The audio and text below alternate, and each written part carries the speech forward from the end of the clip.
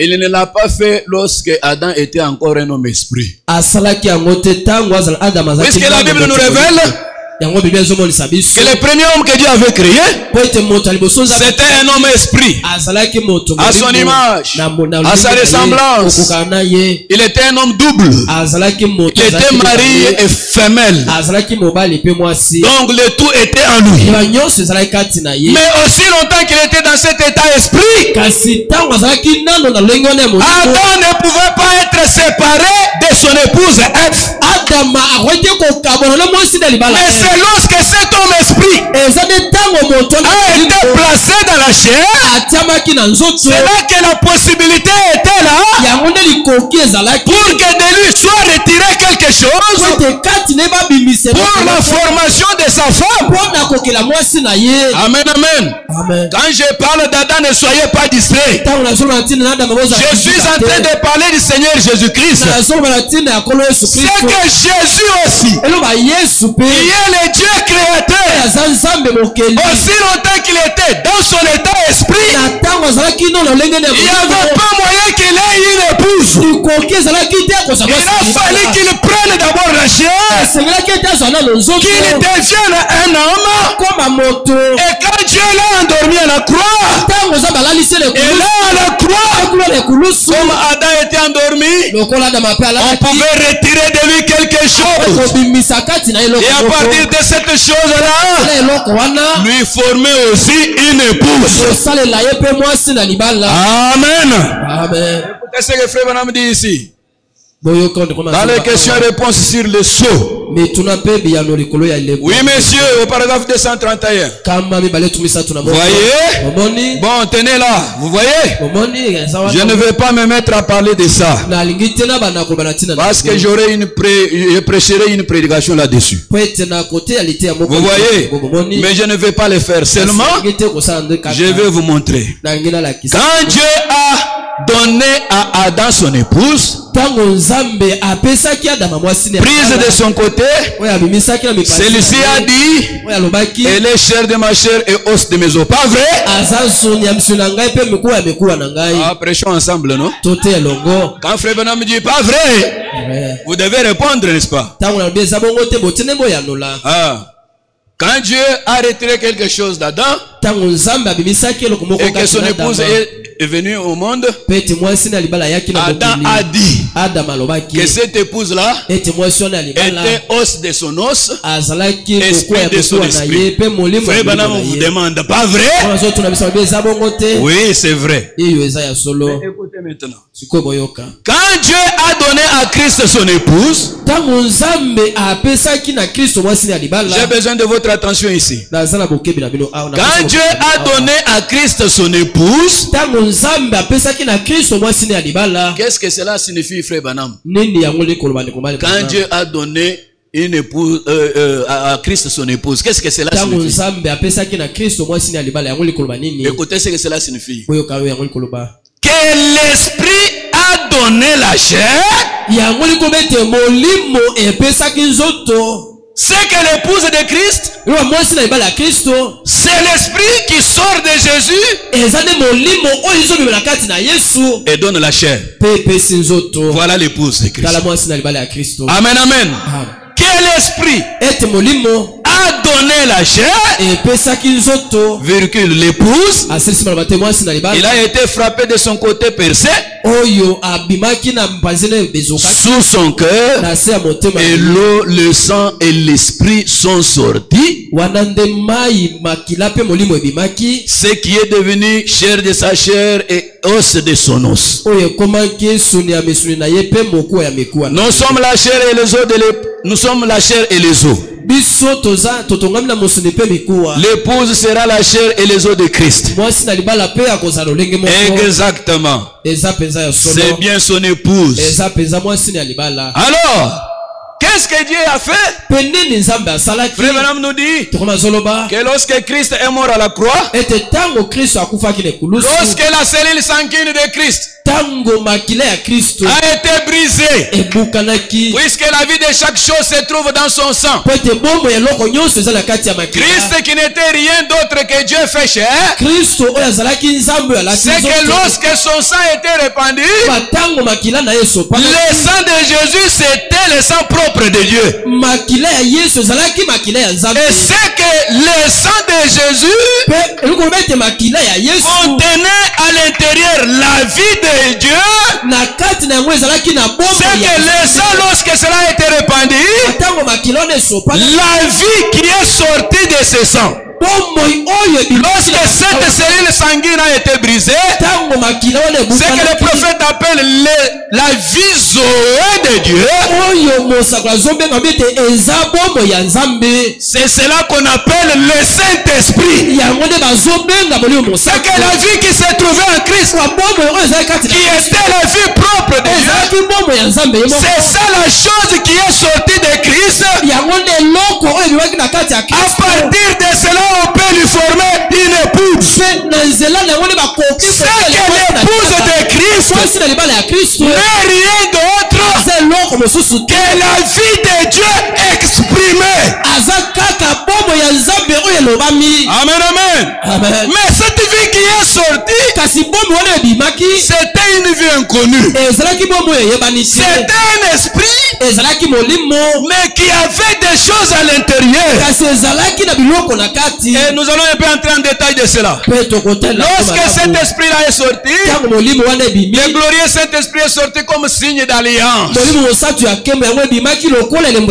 Comme signe d'alliance que Dieu avait donné à Noé pour épargner la vie des gens sur la terre. Lorsque Dieu a détruit le monde avec les pluies antédiluviennes, avec les pluies diluviennes, après cela Dieu a dit non, non, je ne ferai pas encore ça. Alors comme signe, je vous donne les signes de l'alliance. Et les signes de l'alliance que Dieu a donné à Noé, c'était les signes de l'arc-en-ciel. Et cet arc-en-ciel, c'était les signes de l'alliance de Dieu pour épargner la vie des hommes de la terre. Et le Saint-Esprit, c'est ça le signe de l'alliance de Dieu pour sauver les gens de la terre. Amen, amen. C'est que le Saint-Esprit en lui, puisque Frère Branham nous a dit ici que Dieu a sorti de Christ quelqu'un. C'est quelqu'un là, c'est toute une personne. La personne de Jésus-Christ, mais sous la forme du Saint-Esprit, pour façonner son épouse. Amen. C'est que l'esprit qui était sorti comme signe de l'alliance, c'était un esprit à 7 couleurs, comme les 7 couleurs de l'arc-en-ciel. C'est là que Dieu a commencé les âges de l'église. Et les âges de l'église, c'était pour expliquer les caractéristiques de cet esprit qui était sorti, pour donner les détails de ce que cet esprit qui était sorti là-bas signifiait. Et c'est là que Dieu a commencé à expliquer ça ici. Que vous voyez, dans ce Saint-Esprit, il y a la couleur rouge qui signifie la foi. Ici la couleur orange qui est la vertu. Connaissance, la couleur jaune. Ça, ce sont les couleurs de l'arc-en-ciel. La couleur verte, la tempérance. La couleur bleue, la patience. La piété, l'indigo, et l'amour fraternel, les violets. Amen.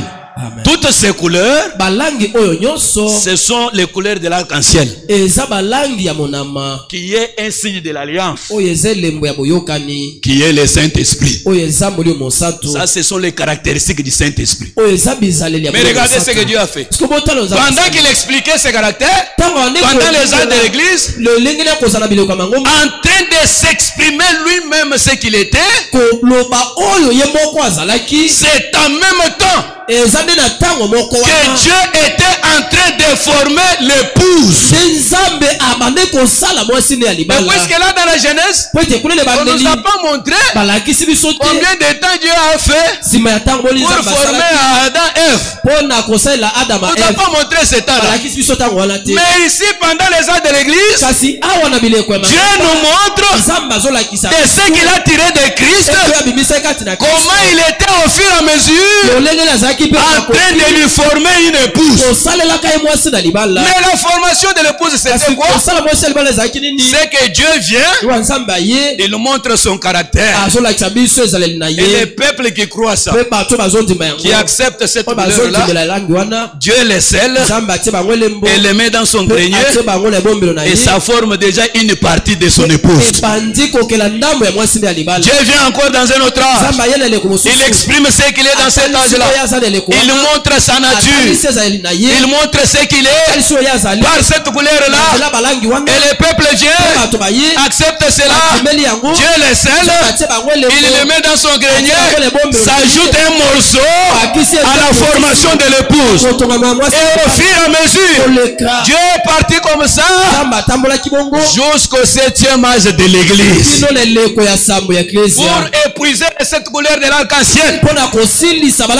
C'est qu'au courant des âges, il n'y avait pas une épouse que Dieu pouvait réveiller, puisque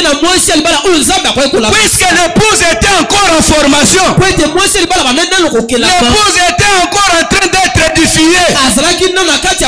Voilà pourquoi le réveil de l'épouse devrait attendre jusqu'à ce que la formation de l'épouse soit complète. Et c'est lorsque l'épouse est complète qu'elle peut recevoir son réveil. Alléluia. Amen. Aux âges de l'église, l'épouse était en train d'être formée, puisqu'il fallait épuiser les 7 couleurs de l'arc-en-ciel. Il fallait épuiser. Hein? Ah, les gens ne voient pas là-bas. On peut mettre ça ici.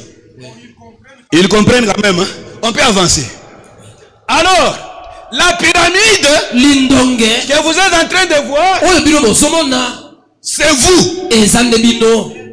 C'est l'épouse.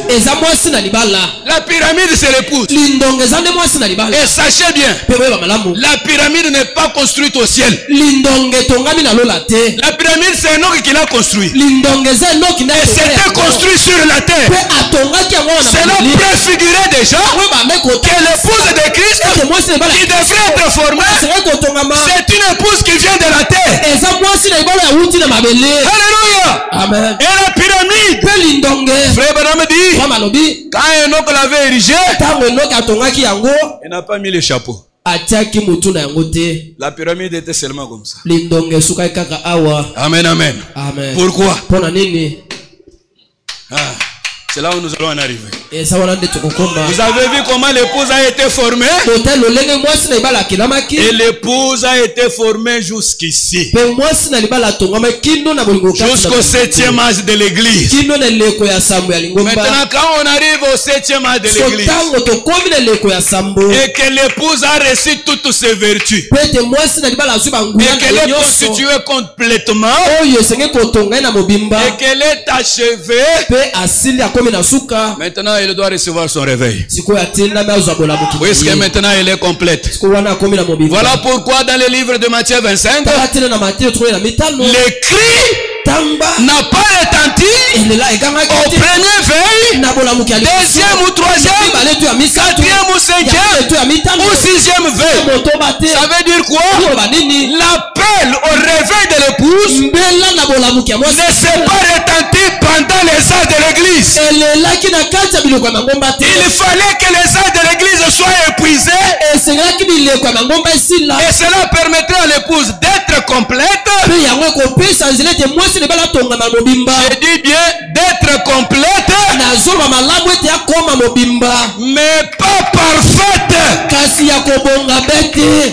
Je répète, au 7e an de l'église, quand la dernière couleur est ajoutée, l'épouse devient complète, mais non parfaite. Puisque la perfection de cette église, la perfection de cette épouse, c'est lorsqu'elle reçoit la tête qui est son mari. Puisque le chef d'une femme, c'est son mari. Voilà pourquoi lorsque les sœurs viennent ici, lorsqu'on leur consacre au mariage, le pasteur dit, notre sœur n'avait pas de tête. Maintenant la sœur vient de recevoir sa tête. La tête qu'elle reçoit, c'est toute une personne. Tout un homme devant elle. C'est que la tête de l'épouse, la perfection de cette épouse, c'est Christ lui-même qui descend pour lui accorder sa tête. Alléluia. Amen. Vous allez comprendre pourquoi la manifestation de Dieu dans la chair en ces temps où nous vivons. Puisqu'il fallait que l'épouse soit coiffée. Il fallait que la pyramide soit coiffée. Il fallait que l'épouse reçoive sa tête. Pourquoi? Puisque tous les mouvements du corps proviennent de la tête. Et pour que cette épouse entre en mouvement, pour que cette épouse soit sa mesure de produire certaines choses, il a fallu que sa tête descende. Et lorsque la tête sera à sa place, c'est la tête qui donne les directives. C'est la tête qui coordonne. C'est la tête qui donne le mouvement pour tout ce que le corps doit faire. Puisque l'épouse c'est quoi? C'est le corps de Christ. L'ensemble des croyants qui sont baptisés dans le Saint-Esprit, c'est eux là qui forment le corps de Christ. Mais pour que cet ensemble de croyants entre en action et accomplissent des choses qu'elles n'étaient pas à mesure d'accomplir, il faut que la tête qui donne le mouvement puisse descendre. Mais la tête là, c'est quoi? Ou la tête là, c'est qui? Et la tête là vient comment? Amen, amen. Amen. Et puisque aujourd'hui, dans cette troisième dispensation où nous sommes, Christ est sur la terre, mais sous la forme d'une femme. Amen, amen. Amen. Et c'est au travers de cette épouse que Dieu va accomplir tout ce qu'il avait promis. Que Dieu va manifester sa pleine puissance. Il faut que la tête vienne. Voilà pourquoi quand Jésus était encore vivant, il a commencé à pleurer. Les renards ont des tanières, les oiseaux ont des nids, mais le Fils de l'homme n'a pas un endroit pour reposer sa tête. Pour reposer sa tête. Et puisqu'il fallait que le corps soit d'abord constitué, pour que Christ, qui est la tête de cette épouse,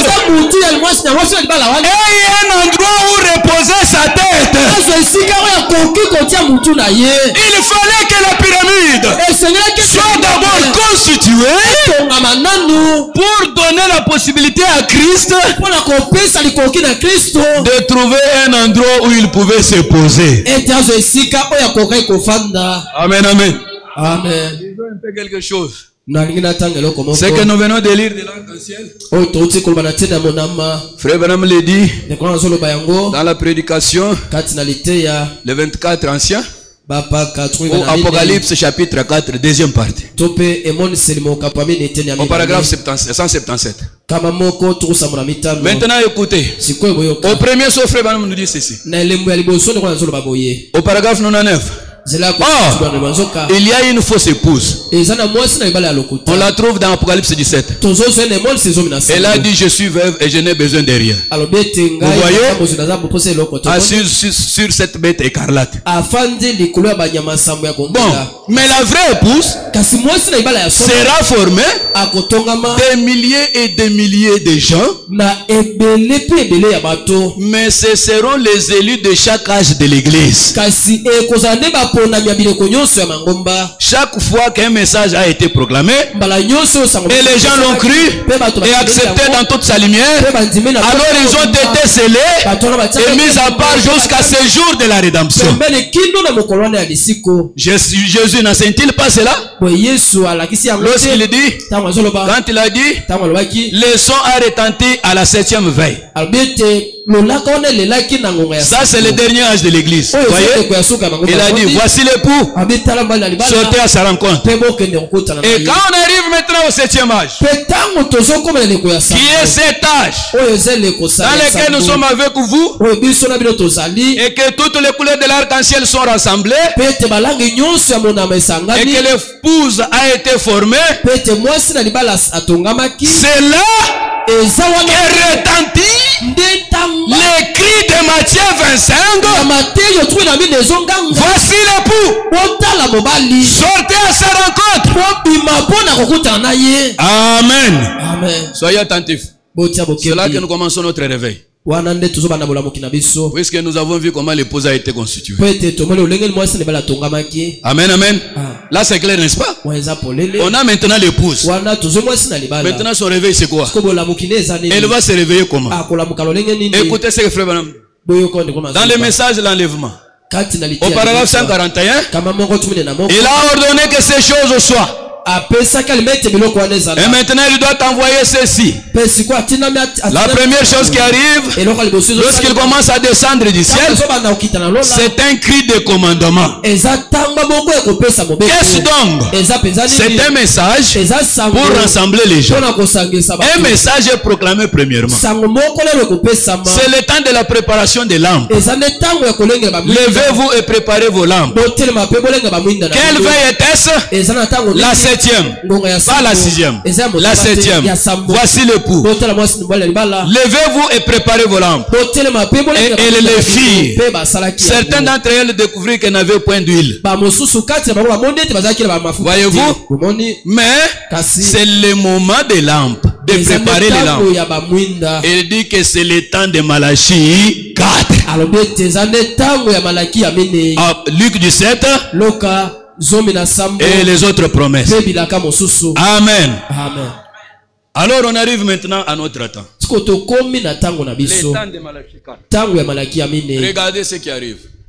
Dans 1 Thessaloniciens chapitre 4, au verset 16, Paul dit: car le Seigneur lui-même, par un cri, il descend du ciel. Le même cri de 1 Thessaloniciens 4, c'est le même cri de Matthieu 25, et c'est le même cri qui est retenti dans l'Apocalypse 10. Lorsque le grand ange de l'Alliance descend, la Bible nous dit, il a crié comme rugit un lion. Et ce cri qui retentit dans l'Apocalypse 10. C'est le même cri de Matthieu 25 pour réveiller l'épouse. Puisque le cri de Matthieu 25, lorsqu'elle a retenti, ce que Frère Branham appelle le cri de minuit, toutes ces vierges se réveillèrent. C'est ça le réveil de l'épouse. Voilà ce qui réveille l'épouse. Le cri de Matthieu 25, c'est le cri qui réveille l'épouse. Lorsqu'elle a retenti, puisque l'épouse avait trop tardé pendant les 7 ans de l'église, et les gens se sont fatigués d'attendre, quand on arrive au 7e âge, non, il fallait un réveil. Sinon Jésus allait venir et trouver tout le monde endormi. C'est que si les cris de Matthieu 25 n'avait pas retenti, il n'y aurait pas de réveil de l'épouse. Et ce cri de Matthieu 25, c'est le même cri qui retentit lorsqu'un ange puissant descend du ciel. Et là nous sommes déjà dans l'Apocalypse 10. L'Apocalypse 10 c'est le message de l'heure. Qu'est-ce qui arrive lorsque cet ange puissant descend, enveloppé de la moitié restante de l'arc-en-ciel? L'arc-en-ciel qui était sur la terre a aidé à constituer l'épouse. Mais frère Branham dit, sur la terre, nous voyons tout simplement la moitié. Et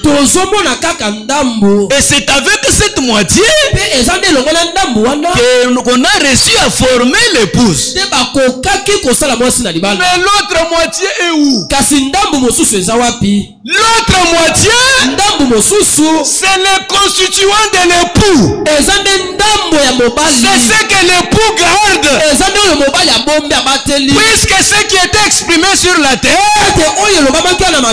ce sont les mêmes choses qui forment l'époux. C'est avec cela qu'on forme l'épouse. Et pendant que je vous parle, l'arc-en-ciel n'est pas encore moitié. Soyez attentifs. L'autre moitié vient se réunir à cette moitié pour former un halo de lumière. Et l'halo de lumière, c'est ça l'éternité qui descend dans le temps. Un halo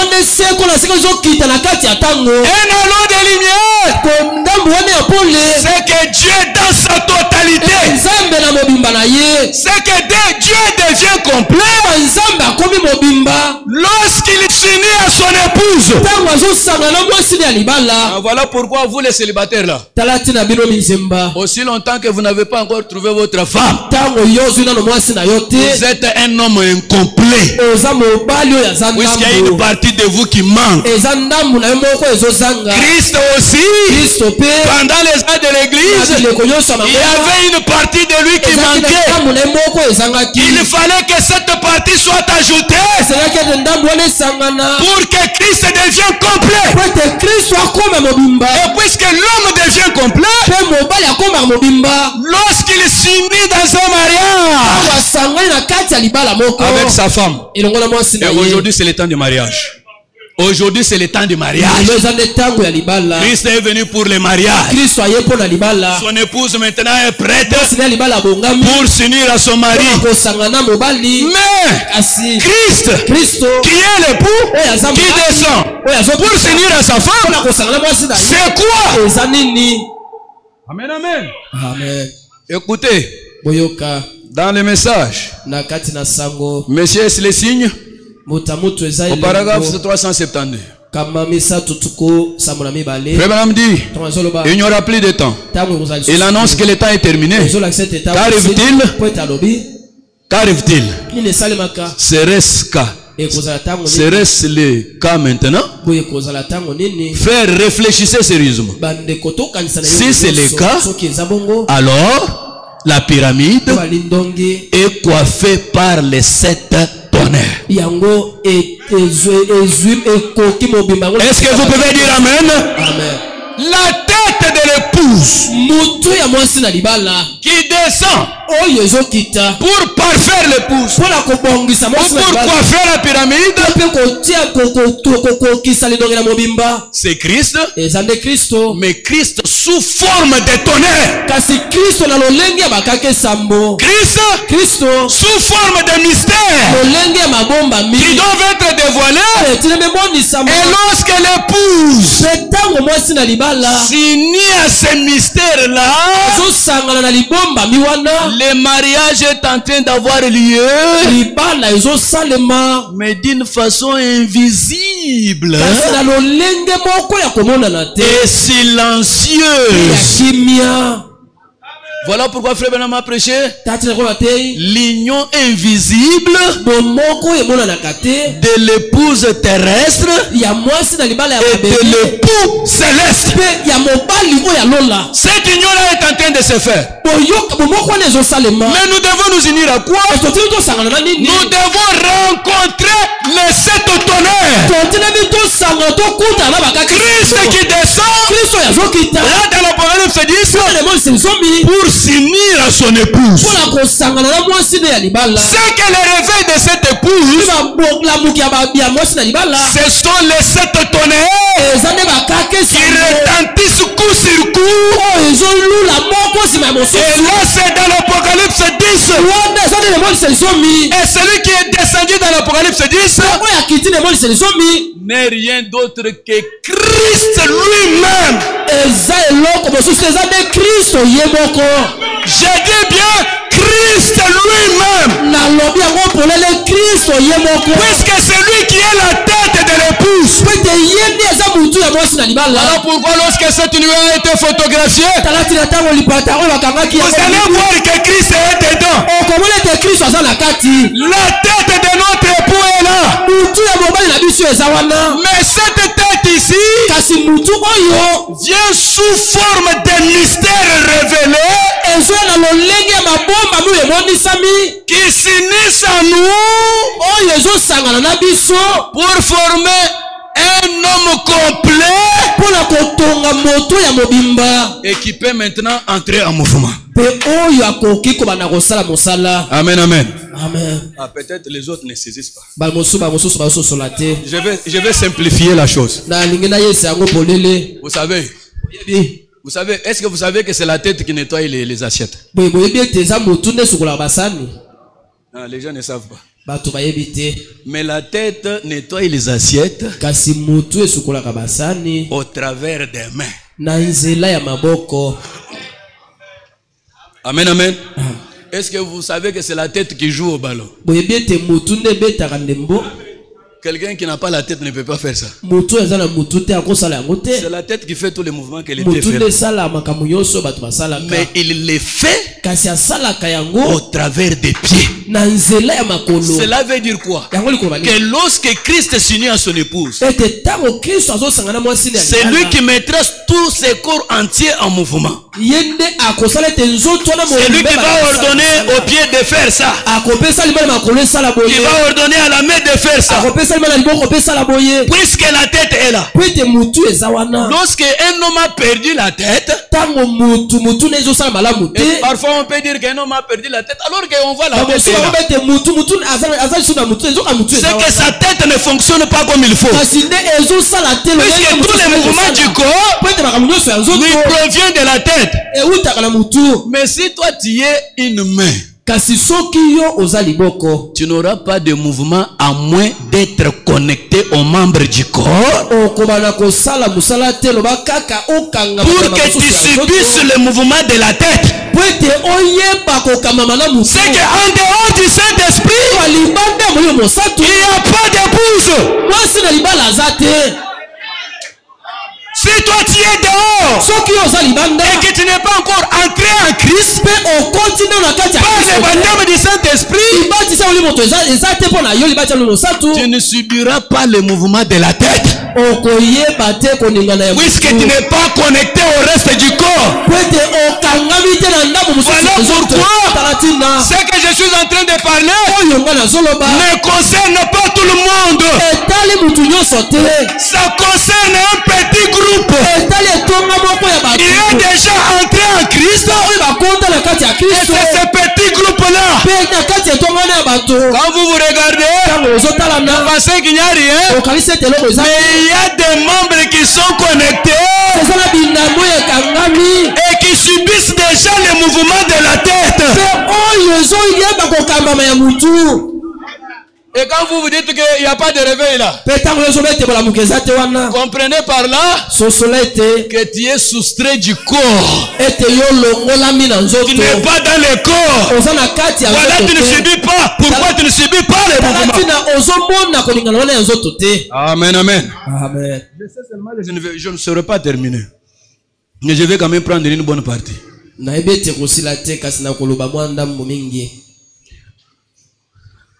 Écoutez ce que frère Branham dit. Dans le message,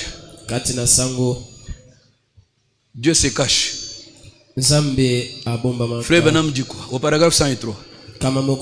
Frère Branham dit que mais là, nous sommes occupés à autre chose en ce moment. Nous sommes dans la parole, vous voyez? Alors, tenons-nous à cela. En ce moment, nous sommes dans un enseignement. Et vous pouvez vous rendre compte de la grande tension que ça produit sur moi. Vous voyez? Parce que si j'enseigne quoi que ce soit de faux, j'aurai à répondre. Vous voyez? Alors je ne dois pas prendre l'idée de quelqu'un. Cela doit être inspiré. Écoutez cette phrase. Et je crois que les 7 anges qui détiennent ces 7 tonnerres l'accorderont. C'est que les 7 anges qui sont venus, que Frère Branham a rencontré à Sunset, c'est eux là qui ont amené la tête de Christ. C'est eux là qui détiennent les secrets de cette tonnerre. Ce qui va faire entrer l'épouse en mouvement. Dans la brèche au paragraphe 29, le livre scellé de cette sceaux est révélé au temps de cette tonnerre d'Apocalypse 10. Amen, amen. C'est que les 7 tonnerres s'est révélé lorsque le prophète vient dévoiler le sceau. Mais le réveil de l'épouse, c'est quoi? Dans le 3e sceau, 183, le prophète dit l'épouse n'a pas encore de réveil. Voyez, il n'y a pas de réveil là. Aucune manifestation de Dieu pour stimuler l'épouse. Amen. Et là c'est dans le 3e sceau. Le premier poule déjà manifesté. Le deuxième poule déjà manifesté. Frère Branham est déjà à son 3e poule. Il révèle déjà le mystère. Et il dit il faudra ces 7 tonnerres inconnus là-bas pour la réveiller de nouveau. Ce qui doit réveiller l'épouse, ce sont les 7 tonnerres inconnus qui doivent réveiller l'épouse. Et les 7 tonnerres inconnus, c'est ceux qui étaient contenus dans ces sommets-là de la pyramide, dans les songes de Junior Jackson. Ces granites blancs sur lesquels rien n'était écrit, ce sont les mystères qui n'étaient pas divulgués. Et Frère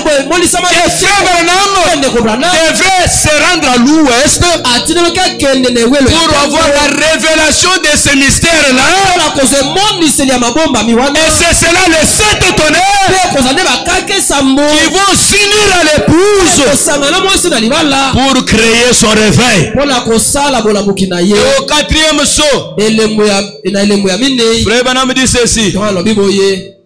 Au paragraphe 180, nous voyons qu'il s'est fait tuer par l'épée aussi. Par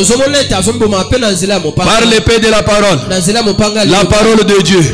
Cette épée pénétrante à des tranchants. Elle les tue. Elle les jette à terre. Écoutez cette phrase. Attendez que ces 7 tonnerres fassent entendre leur voix. De ces groupes qui peuvent vraiment prendre la parole de Dieu et la manier, là elle va trancher et couper. Ils peuvent fermer les yeux. Ils peuvent fermer ceci ou faire cela. Faire tout ce qu'ils veulent. Gloire. Il sera tué par la parole qui sort de la bouche, qui est plus tranchante, qui n'est pas détranchante. Il pourrait faire apparaître 100 milliards de tonnes de mouches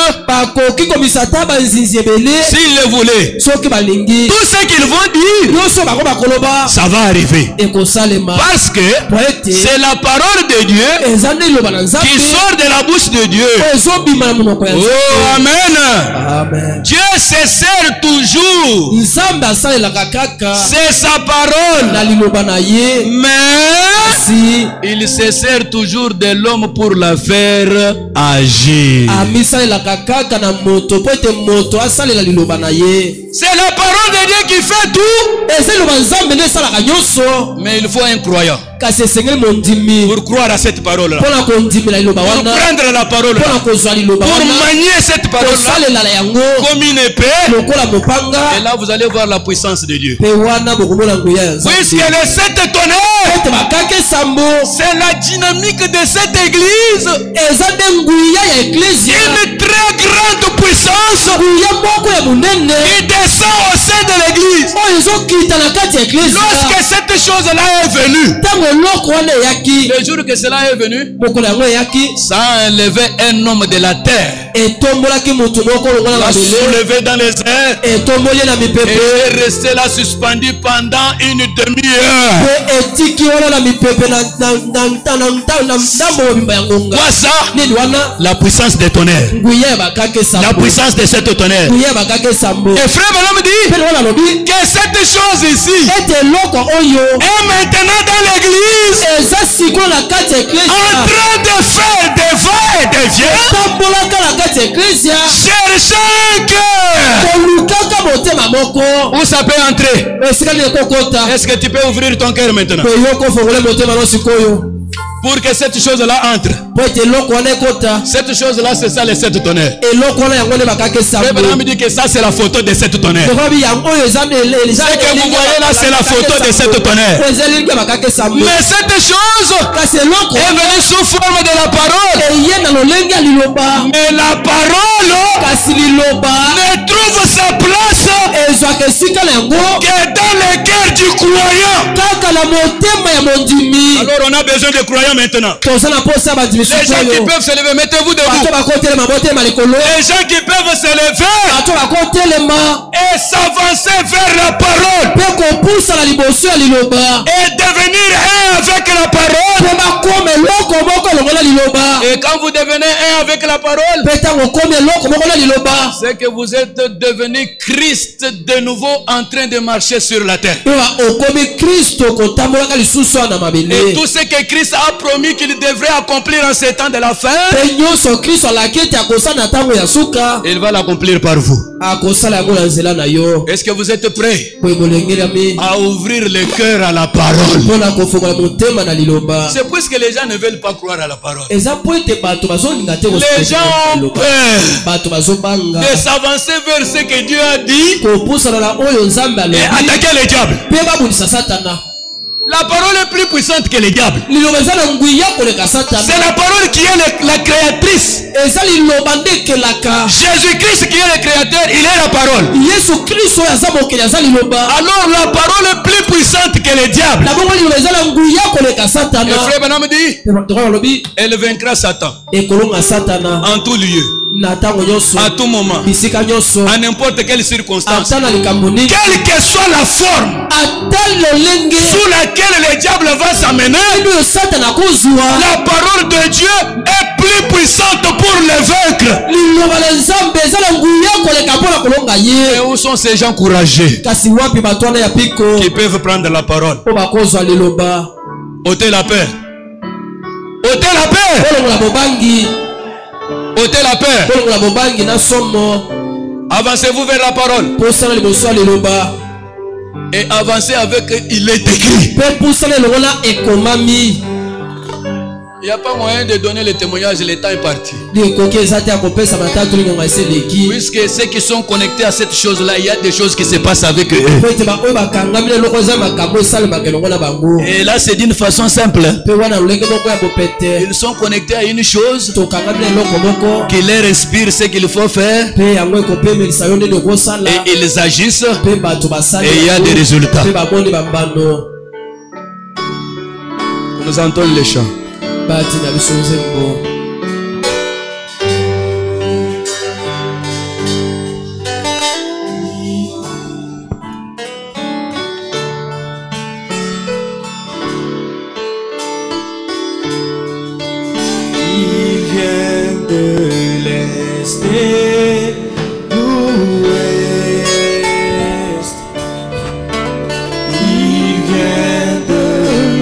Est-ce qu'il y a quelqu'un qui peut ouvrir son cœur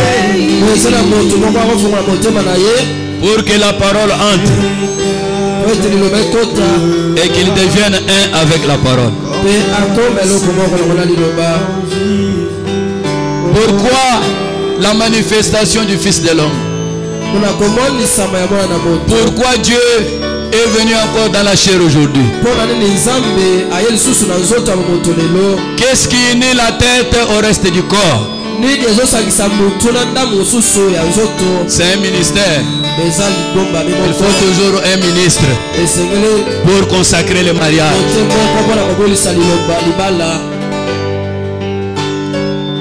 Est-ce qu'il y a quelqu'un qui peut donner son cœur à la parole? Est-ce qu'il y a quelqu'un qui ne s'est pas encore engagé comme il faut? Et qui sent qu'il peut être de cette épouse, qui peut ouvrir son cœur sincèrement à la parole. S'il est là, il peut s'avancer pour donner sa vie à Jésus-Christ. S'il y a quelqu'un qui veut donner sa vie à Christ, même quelqu'un qui était rétrograde, qui trouve que tout ce temps qu'il a fait dans le message, il n'a rien produit de l'épouse, et qui veut maintenant entrer dans une autre vie, s'il est là, il peut aussi s'avancer pour donner sa vie à Christ.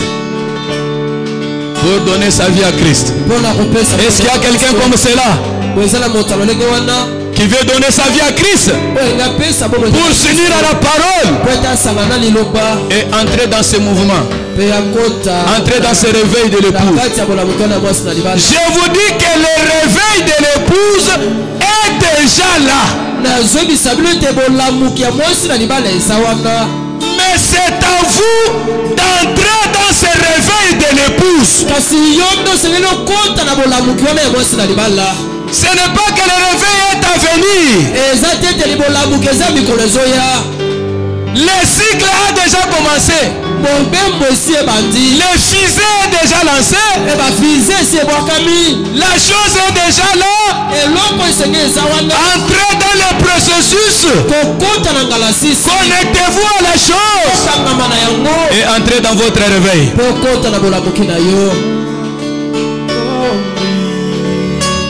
Pendant qu'on chante, s'il y a quelqu'un qui veut donner sa vie à Christ, il pourra avancer à la chair. Et nous autres entrons en prière. Pendant qu'on parle de ces choses, tu découvres que dans ta vie, il n'y a rien. Il n'y a pas de mouvement. Comprends que tu dois entrer dans le corps. Comprends que c'est le temps pour toi d'entrer dans le corps pour subir le mouvement de la tête. Entrons en prière et donnons nos vies à Christ.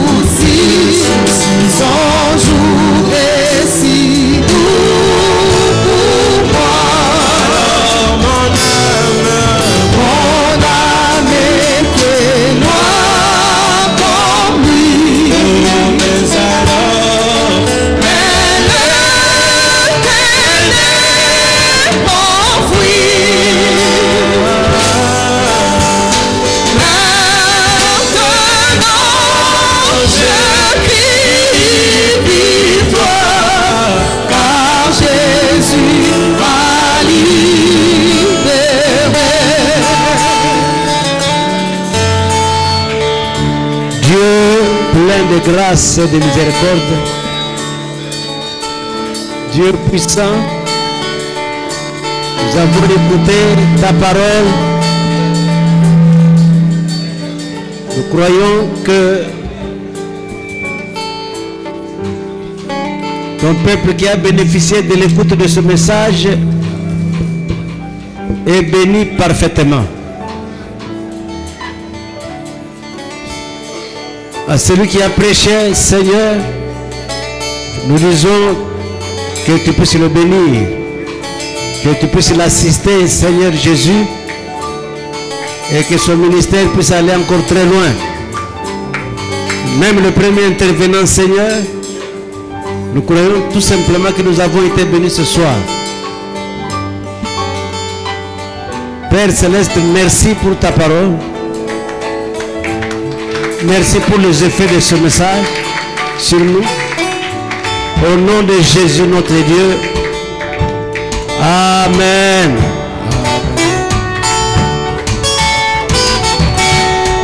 Arrêtez la musique.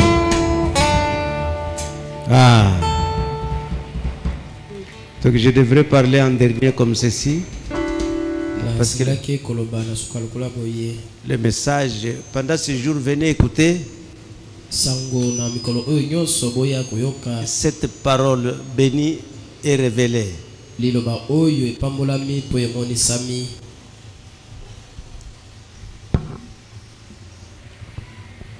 La tête qui est venue dans... Je parle 5 minutes seulement, 5.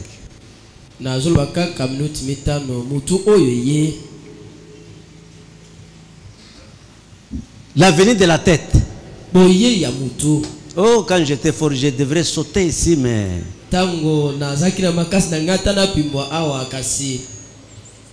Vous comprenez, quand j'ai fait ça, j'ai sauté. Ici, là, je venais déjà de sauter. Les 7 vertus. Les 7 vertus.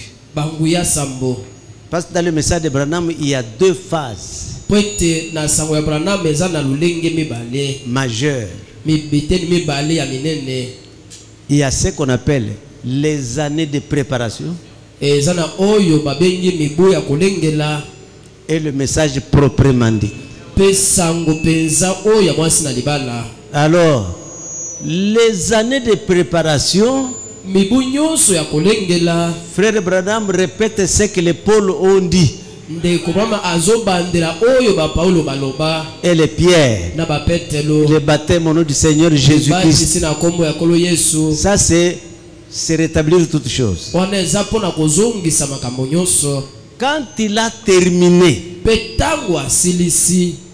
à révéler de la première partie de son ministère, qu'on appelle les années de préparation. Avec les années de préparation, ça n'a pas la foi de l'enlèvement. C'est le message de Branham, première partie, mais qui n'a pas la foi de l'enlèvement. La foi de l'enlèvement était dans le granit blanc, qui était la révélation qui devrait prendre à l'ouest. C'était la parole qui était non écrite, mais cachée dans les types. Donc les types dans la Bible cachaient la parole écrite. Alors il fallait qu'un messager vienne pour lire entre les lignes et faire sortir ce qui était caché. Alors c'est ça le ministère de Frère Branham. Ce n'était pas écrit, mais c'était caché dans le livre. Ce n'est pas de nouvelles choses, mais des choses qui existaient. Dieu écrivant la Bible par des types en vue de cacher ces choses aux sages et aux intelligents.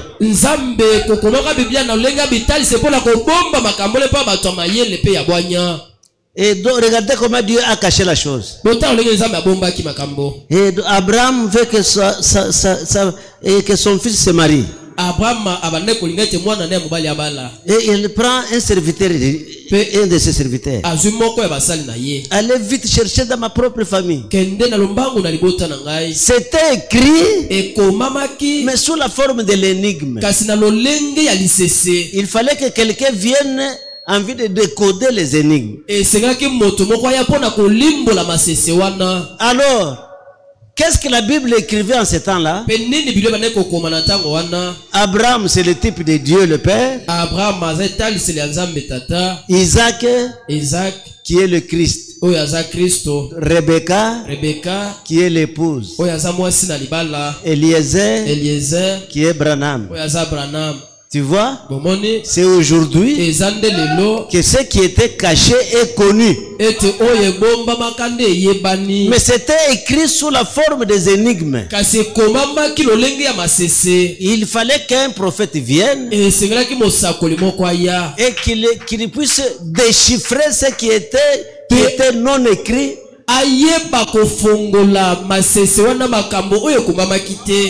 Est-ce que vous me suivez bien? C'est pour cela que le 7e sceau était silencieux. Pourquoi? Il fallait un prophète comme Daniel qui devrait entrer dans le silence du songe de Nebuchadnezzar. Donc Nebuchadnezzar a fait un songe, mais il a oublié son songe. C'est comme le type de Dieu qui a écrit des choses mais qui ne sont pas lisibles. Oh, qui peut dire amen. C'est ça qui a fait que Dieu, en cet âge ici, quand nous lisons Paul, il dit, quand ce qui est parfait viendra, ce qui est partiel disparaîtra. C'est-à-dire, Qu'est-ce qui était parfait? C'est le 7e sceau et le 7 tonnerre qui devraient venir. Et ce qui était connu, c'était quoi? Ce qui est partiel, qui devrait disparaître, c'était les prophéties. Donc, les dons de 1 Corinthiens chapitre 9, toutes ces petites choses-là, c'était imparfait déjà. Est-ce que vous me dites Amen là-dessus? Alors, qu'est-ce qui devrait arriver? Même les dons devraient monter de niveau. Après l'arrivée de ce qui est parfait, le partiel disparaît. Qu'est-ce qui disparaît? Les prophéties disparaissent. Ça se transforme en quoi? En Marc chapitre 11, parle à la montagne. C'est que les dons changent de dispensation. Quand j'étais enfant, j'ai marché comme enfant. Ça là, c'est l'apôtre Paul. Mais quand je deviendrai grand, je ferai disparaître les choses de l'enfance. C'est-à-dire, quand Branham viendra, l'église atteindra la maturité. C'est dans ce temps ici que l'église doit atteindre la maturité. C'est pour cela aujourd'hui, je ne suis pas obligé de prêcher parce que dans un seul message, ça peut déclencher la sanctification, alors que je n'ai pas prêché la sanctification. Parce que le message, c'est un grain tout entier. Ce n'est pas la moitié d'un grain. C'est le grain tout entier. Quand vous le prenez, il y a la sanctification dedans, il y a la justification dedans, il y a toutes ces choses dedans. Cette femme au puits, Jésus ne lui avait pas prêché la sanctification. Il a seulement révélé son secret. Femme, donne-moi de l'eau. Ah non, je ne peux pas donner, par ta manière de parler, je sens que tu es un juif. Oh femme, si tu connaissais le don de Dieu. Et qui est celui qui te demande de l'eau? Et tu avais autant de maris. Celui avec qui tu es maintenant n'est pas ton mari. Cela a déclenché la vie de la sémence. Donc la sémence dans cette femme, c'est éclos. C'est ouverte et la sanctification s'est manifestée. Elle est partie vite. On ne l'avait pas chassée. Mais la vie de Dieu en elle l'a fait courir. C'est pour cela, pour que vous puissiez croire à cette parole, il faut que la tête là vienne en vous. Et je vais vous donner un petit témoignage.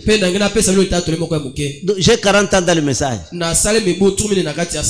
ne me suis pas absenté à l'église plus de 4 fois. Où je reste seulement à la maison et qu'il n'y a rien à faire. Et puis, non. Soit je suis malade, ou je suis au travail, mais je ne reconnais pas avoir resté à la maison sans aller à l'église quand les portes sont ouvertes. Et le frère Branham dit, quand vous avez la tête en vous et que les portes de l'église s'ouvrent, Cette tête en vous, les portes qui s'ouvrent là-bas, ce sont ces portes à lui. Il va t'obliger de partir. Parce qu'il vivra sa propre parole en vous. Mais ceux qui restent à la maison, en train de regarder la télévision, je doute fort. Je doute fort. La tête ne te laisse jamais en paix, alors que les portes de son église sont ouvertes. Impossible. Shalom, Dieu vous bénisse.